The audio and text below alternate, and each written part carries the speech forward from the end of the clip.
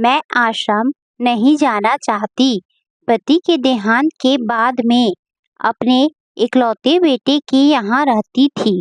मेरी बहू का एक अलग ही रूप मुझे देखने मिला, साथ ही बेटे का भी। दोनों के मन में क्या है मैं अच्छे से जानती हूँ। वो चाहते हैं कि मैं वृद्ध आश्रम चली जाऊँ। उनके जाने के बाद मुझे यह सब देखना और सुनना पड़ेगा, इसका मुझे अंदाजा भी नहीं था। पर मैं मन मार कर अपने बेटे और बहू की बातें सुनकर भी यहाँ रहती हूँ, क्योंकि मुझे मेरे पोते और पोती दिखाई देते हैं। उनकी झलक पाकर मुझे सुकून मिलता है। घर के बाहर एक टीन की झोपड़ी में रहती हूँ। मेरी बहू को कोई दिक्कत नहीं हो, इसीलिए मैं घर के बाहर रहती हूँ।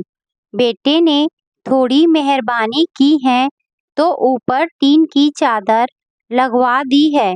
समय समय पर थोड़ा राशन दे देता है तो मैं अपना बनाकर खा लेती हूँ। मैंने अपने बेटे को कह दिया है कि मेरी वजह से उन दोनों को कोई प्रॉब्लम नहीं होगी। बस मुझे यही रहने दे, इसी घर में मुझे मर जाने दे। मैं बस यही चाहती हूँ। मैं अपने आप को खुश किस्मत समझती हूँ कि मेरे बेटे और बहू कम से कम मेरे लिए इतना तो कर रहे हैं। मेरा बेटा सुबह 9 बजे नौकरी जाता है और बच्चे भी उसी समय स्कूल जाते हैं। फिर शाम को 6 बजे मेरा बेटा वापस आता है।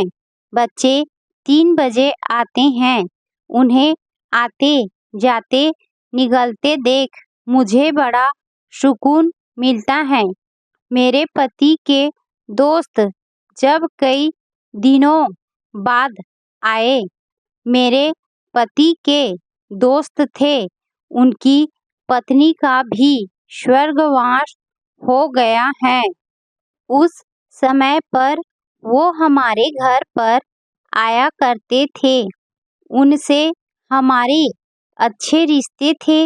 उनका घर हमारे घर से थोड़ी दूरी पर था।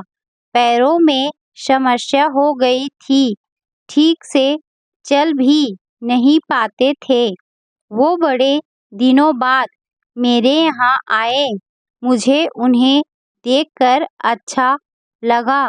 उनका हाल भी मेरी तरह ही था। बच्चे अब उनसे भी परेशान थे। आकर मेरे पास अपना दुखड़ा रोते थे और उन दिनों को याद करते थे। बुढ़ापा हम जैसों को बहुत रुलाता है। उनकी पत्नी का स्वर्गवास हो गया था और उन्हें चलने उठने में समस्या थी, इसीलिए वो तो अपना खाना भी नहीं पाते थे। मेरे पास आए तो मैं समझ गई कि यह इतनी मुसीबत में चलकर पुराने दोस्तों के यहाँ चाय और खाने की चाह में ही जाते होंगे। उनकी भी अपनी मजबूरी थी। वो आए तो मैंने उनके लिए खाना बनाया और उन्हें खिलाया। मना कर रहे थे नहीं खाना, लेकिन मुझे पता था कि उनको भूख लगी है। बहू ने खाना नहीं दिया। मेरी बहू ने मुझे और उन्हें खाना खाते देख लिया। वो कुछ भी ना बोली। ऐसे ही वो यहाँ 2-3 बार आए। जब भी वो आते मैं उन्हें खाना खिलाती। फिर उनके जाने के बाद जब मेरा बेटा आया तो बहू कहती है कि तुम्हारी माँ कितनी बेशर्म है, पता नहीं किस किस को आजकल बुलाकर खाना खिला रही है। बड़ी मुश्किल से कमाया जाता है और यह लुटाने में लगी। इनका राशन बंद करो, कुछ दिन भूखी रहेंगी तो अक्ल ठिकाने आएंगी। मैंने कहा कि मैं अपने हिस्से का उन्हें खिलाती हूँ, तुम्हारे पिता के पुराने मित्र हैं। फिर भी बहू का उल्टा सीधा बोलना शुरू रहा। घर के बाहर रहकर इनको आज़ादी मिल गई है, पता नहीं क्या क्या करती हैं। बेटा भी बोला कि कुछ दिन भूखा ही रहने दो इन्हें। मुझे मेरे बेटे ने घर के पीछे सीढ़ी के पास ले जाकर बिठा दिया। कहा कि अब यहीं बैठो। मेरे तो अब आंसू भी सूख गए थे। अगले दिन मुझे खाना नहीं मिला। मेरे टीन के उस छोटे से कमरे को बहू ने तोड़ दिया। तब मुझे लगा कि अब मैं गलत कर रही हूँ।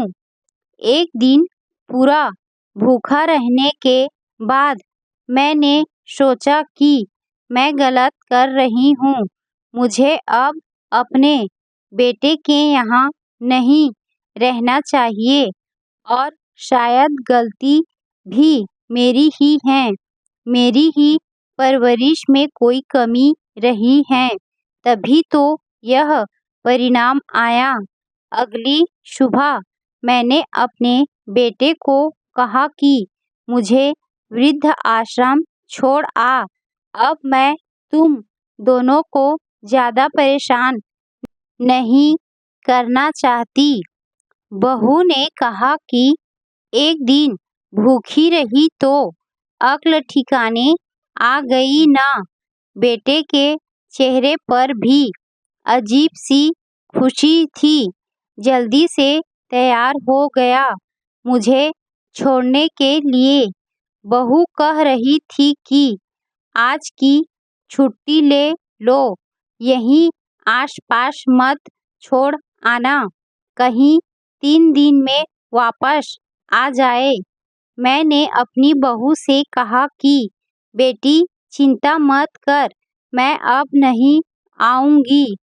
मैंने अपने पोता-पोती को गले लगाया। मुझे पता था कि अब मिलना नहीं हो पाएगा। बेटे को भी चाहती थी कि एक बार जी भर के गले लगा लूं, लेकिन वो बोला, चलो जल्दी करो। मैंने बहू को कहा कि बेटी अपना ध्यान रखना। मेरा बेटा मुझे छोड़ आया। वहाँ आकर मैंने देखा कि मेरी तरह कई हैं, थोड़े दिन उदास रहते हैं, फिर सच को स्वीकार कर लेते हैं। मैं अब यहाँ खुश हूँ, कुछ काम भी करती हूँ। मैं चाहती हूँ कि ऐसा कहूँ कि ऐसा किसी के साथ ना हो, लेकिन ऐसा कब किसके साथ हो जाए कोई बता नहीं सकता। लेकिन माँ-बाप को ऐसे समय के लिए भी तैयार रहना चाहिए। बस बच्चों को पाल-कर बड़ा कर दो, उनसे कुछ उम्मीद मत रखो।